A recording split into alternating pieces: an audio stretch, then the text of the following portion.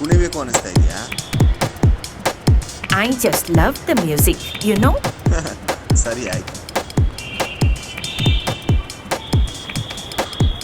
Hello. ಹಾಂ, okay, ಬರ್ತಾ ಇದ್ದೀನಿ. ನಾನೀಗ ಹೊರಡಬೇಕು, ಮತ್ತೆ ಸಿಗ್ತೀನಿ. Something important.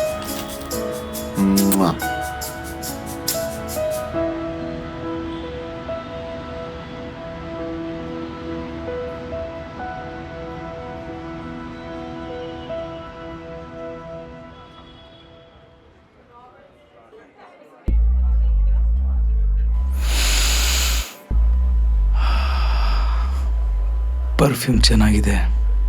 ಯೋಚನೆ ಮಾಡಿದ್ಯಾ? ಇಲ್ಲಿಗೆ ಬರ್ಬೇಡ ಅಂದ್ರು ಮತ್ತೆ ಬಂದಿದ್ಯಾ? ಹೇಳಿದ ಅರ್ಥ ಆದಲ್ವಾ ನಿನ್ಗೆ? ನಿನ್ನ ನೋಡಕ್ಕೆ ಇಲ್ಲೇ ಬರಬೇಕು ತಾನೆ? ನನಗೆ ಬಾಯ್ ಫ್ರೆಂಡ್ ಇದ್ದಾನೆ, ನೀನು ನೋಡಿದ್ಯಲ್ವಾ? ನನ್ನ ಮನಸ್ಸು ಅರ್ಥ ಮಾಡ್ಕೊ ಪ್ಲೀಸ್. ಅರ್ಥ ಮಾಡ್ಕೊಳಕ್ಕೆ ಏನೂ ಇಲ್ಲ. I am already in love with someone. I have a boyfriend. Okay, understand please. ಏಯ್, ಕೇಳು ಇಲ್ಲಿ.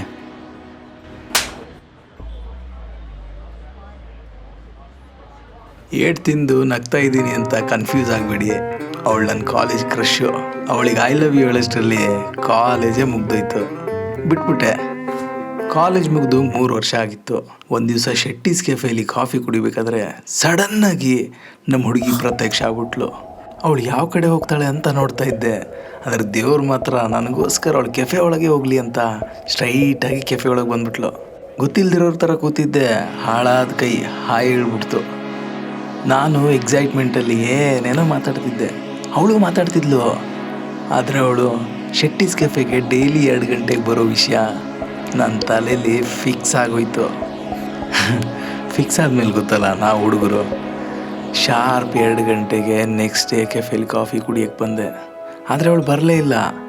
ಆದರೂ ಯಾಕೋ ಅವಳು ಬಂದೇ ಬರ್ತಾಳೆ ಅನ್ನೋ ಫೀಲಿಂಗ್ ಇತ್ತು. ಕಾದೆ, ಅವಳು ಬರಲಿಲ್ಲ. ಏನು ಮಾಡೋದು ಅಂತ ಗೊತ್ತಾಗದೆ ಇರೋ ಬರೋ ಕಾಫಿ ಕುಡಿದು ಅಲ್ಲಿಂದ ಎದ್ದು ಹೋಗ್ಬಿಟ್ಟೆ. ಫಿಕ್ಸ್ ಆಗಿದ್ದೀನಲ್ವ, ಏನೂ ಮಾಡೋಕ್ಕಾಗಲ್ಲ. ಮತ್ತೆ ಮಾರನೇ ದಿನ 2 ಗಂಟೆಗೆ ಶಾರ್ಪು ಕಾಫಿ ಕುಡಿತಾ ಕೂತಿದ್ದೆ. ಅವಳು ಬರಲೇ ಇಲ್ಲ. ನನಗೆ ಯಾಕೋ ಇನ್ಮೇಲೆ ಅವಳು ಬರೋದೇ ಇಲ್ವೇನೋ ಅಂತ ಅನಿಸ್ತು. ಕಾದೆ, ಬರಲಿಲ್ಲ. ಬಿಸ್ಕೆಟ್ ತಿಂದು ಅಲ್ಲಿಂದ ಹೊರಟ್ಬಿಟ್ಟೆ. ನಾವು ಹುಡುಗರೇ ಹಂಗೆ. ಒಂದು ಸರಿ ಫಿಕ್ಸ್ ಆದಮೇಲೆ ಕೆಫೆಲಿ ಕಸ್ಟಮರ್ ಇಲ್ಲ ಅಂದ್ರೇನು, ನಮ್ಮ ಕಾಫಿಯಿಂದನೇ ಕಾಸಾಗಬೇಕು. ಹಂಗೆ ಕಾಫಿ ಕುಡಿತೀವಿ ನಾವು. ಅವತ್ತು ಕೊನೆ ದಿನ ನೋಡಿ ಕಾದು ಹೋಗೋಣ ಅಂತ ಕಾಫಿ ಕುಡಿಯೋಕ್ಕೆ ಬಂದಿದ್ದೆ. ಅದೇನೋ ಗೊತ್ತಿಲ್ಲ, ಅವತ್ತು ಬಂದೇ ಬರ್ತಾಳೆ ಅನ್ನೋ ಸ್ಟ್ರಾಂಗ್ ಫೀಲಿಂಗ್ ಇತ್ತು. ಅವಳನ್ನು ನೋಡಿದ ತಕ್ಷಣ ಏನು ಮಾಡೋದು ಅಂತ ಗೊತ್ತಾಗದೆ ಹಾಯ್ ಹೇಳಿ ಕಾಫಿ ಎತ್ಕೊಂಡು ಅವಳ ಹತ್ರನೇ ಹೋದೆ. ಇಷ್ಟು ದಿವಸ ನಾನು ಕೆಫೆ ಕಡೆ ಬಂದೇ ಇಲ್ಲ, ನನಗೇನು ಗೊತ್ತಿಲ್ಲ ಅನ್ನೋ ಥರ ಬಿಲ್ಡಪ್ ಕೊಟ್ಟೆ. ಅವತ್ತು ಮಾತ್ರ ಸಿಕ್ಕಾಪಟ್ಟೆ ಮಾತಾಡಿದ್ವಿ. ಕಾಲೇಜ್ ಇನ್ಸಿಡೆಂಟ್ಸ್ನೆಲ್ಲ ನೆನ್ಸ್ಕೊಂಡು ಮಾತಾಡಿದ್ವಿ. ಒಳ್ಳೆ ಫ್ರೆಂಡ್ಸು ಆಗ್ಬಿಟ್ವಿ. ಆವಾಗಲೇ ನನಗೊಂದು ಹಾಡು ನೆನಪಾಯಿತು. ಮುದುಡಿದ ತಾವರೆ ಅರಳಿತು ಅನ್ನೋ ಥರ ನನ್ನ ಲೈಫು ಅರಳಿತ್ತು.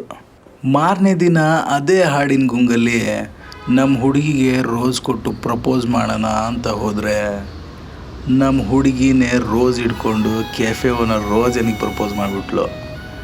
ಸಿಕ್ಕಾಪಟ್ಟೆ ಬೇಜಾರಾಯಿತು. ಏನು ಮಾಡೋದು ಅಂತಲೇ ಗೊತ್ತಾಗಲಿಲ್ಲ. ಆಗಲೇ ನೋಡಿ ಇನ್ನೊಂದು ಹಾಡು ನೆನಪಾಯಿತು. ಅರಳಿದ ತಾವರೆ ಉದುರಿ ಹೋಯ್ತು ಅಂತ ಮನಸ್ಸಿಗೆ ಸಿಕ್ಕಾಪಟ್ಟೆ ಬೇಜಾರಾಯಿತು. ಏನು ಮಾಡೋದು ಅಂತ ಗೊತ್ತಿಲ್ಲ, ಸುಮ್ಮನಾಗ್ಬಿಟ್ಟೆ. ನಾವು 3 ಜನ ಒಳ್ಳೆ ಫ್ರೆಂಡ್ಸ್ ಆದ್ವಿ. ಪ್ರಶಾಂತ್ ಶೆಟ್ಟಿ ಕೆಫೆ ಓನರು, ಪಾಪ ಒಳ್ಳೆ ಮನುಷ್ಯ, ಅವನದೇನೂ ತಪ್ಪಿಲ್ಲ. ನಮ್ಮ ಹುಡುಗಿನೇ ಅವನ್ನ ಪ್ರಪೋಸ್ ಮಾಡಿದ್ದು. ಏನು ಮಾಡೋಕ್ಕಾಗುತ್ತೆ, ಹಾಳಾದ ಮನಸ್ಸು. ಕಾಲೇಜಲ್ಲಿ ಪ್ರಪೋಸ್ ಮಾಡೋಕ್ಕಾಗಲಿಲ್ಲ, ಕೆಫೆಯಲ್ಲಿ ಸಿಕ್ಕಾಗ ಪ್ರಪೋಸ್ ಮಾಡೋಕ್ಕಾಗಲಿಲ್ಲ ಅಂತ ಬೇಜಾರಾಗಿತ್ತು. ಏನು ಮಾಡೋದು, ಕೊನೆಗೊಂದು ಸರಿ ಪ್ರಪೋಸ್ ಮಾಡಿ ಸಮಾಧಾನ ಮಾಡ್ಕೊಳ್ಳೋಣ ಅಂತ ಡಿಸೈಡ್ ಮಾಡಿದೆ. ಆದರೆ ಅವಳು ನೋಡಿದ ತಕ್ಷಣ ನನ್ನ ಮೀಟ್ರ್ ಆಫ್ ಆಯಿತು. ಕೆಲವು ಹುಡುಗರಿಗೆ, ಅಂದರೆ ನನ್ನಂಥವ್ರಿಗೆ, ಹುಡುಗಿ ದೂರ ಇದ್ದಾಗ ತುಂಬ ಧೈರ್ಯ, ಹತ್ರ ಬಂದಾಗ ಚಡ್ಡಿ ಒದ್ದೆ. ಏನು ಮಾಡಬೇಕು ಅಂತ ಗೊತ್ತೇ ಆಗಲಿಲ್ಲ. ಬ್ಯಾ ಅಂತ ಐ ಲವ್ ಯು ಅಂತ ಹೇಳೇಬಿಟ್ಟೆ. ಆದರೆ ಏಟ್ ತಿಂತೀನಿ ಅಂತ ಎಕ್ಸ್ಪೆಕ್ಟ್ ಮಾಡೇ ಇರಲಿಲ್ಲ. ಸಿಕ್ಕಾಪಟ್ಟೆ ಹತ್ಬಿಟ್ಟೆ. ಬೇಜಾರಾಯಿತು. ಯಾಕೆ ಹಿಂಗೆ ಮಾಡಿದೆಪ್ಪ ಅಂತ ಮಾರನೇ ದಿನ ಸಾರಿ ಹೇಳ್ಬಿಟ್ಟು ಒಳ್ಳೆ ಫ್ರೆಂಡ್ಸ್ ಆಗಿರೋಣ ಅಂತ ಹೇಳಕ್ಕೆ ಹೋದೆ. ಅದೇ ನೆನ್ನೆ ವಿಷಯ ಮಾತಾಡಬೇಕಿತ್ತು. ನಾನು ನೀನು ಒಳ್ಳೆ ಅವತ್ತು ಹೇಳಕ್ಕೆ ಮುಂಚೆನೇ ಬಾರಿಸ್ಬಿಟ್ಲು. ಹಾಳಾದ ಮನಸ್ಸು. ಅವಳು ಏಟ್ನೇ ಇಷ್ಟಪಡೋಕ್ಕೆ ಶುರು ಮಾಡ್ತು. ಆವತ್ತಿಂದ ನೋಡಿ ಇವತ್ತಿವರೆಗೂ ಏಟ್ ತಿಂತಾನೆ ಇದ್ದೀನಿ. ಅವಳ ಹತ್ರ ಹೋಗಿ ಇಲ್ಲದ ಸಲದ ಮಾತಾಡಿ ಅವಳನ್ನ ಸತಾಯಿಸಿ ಏಟ್ ತಿನ್ನೋದು ಇದೇ ನನ್ನ ಕೆಲಸ. ಆದರೂ ಮನಸ್ಸಿಂದ ಅವಳು ಅಂತಂದರೆ ನಂಗೆ ಸಿಕ್ಕಾಪಟ್ಟೆ ಇಷ್ಟ.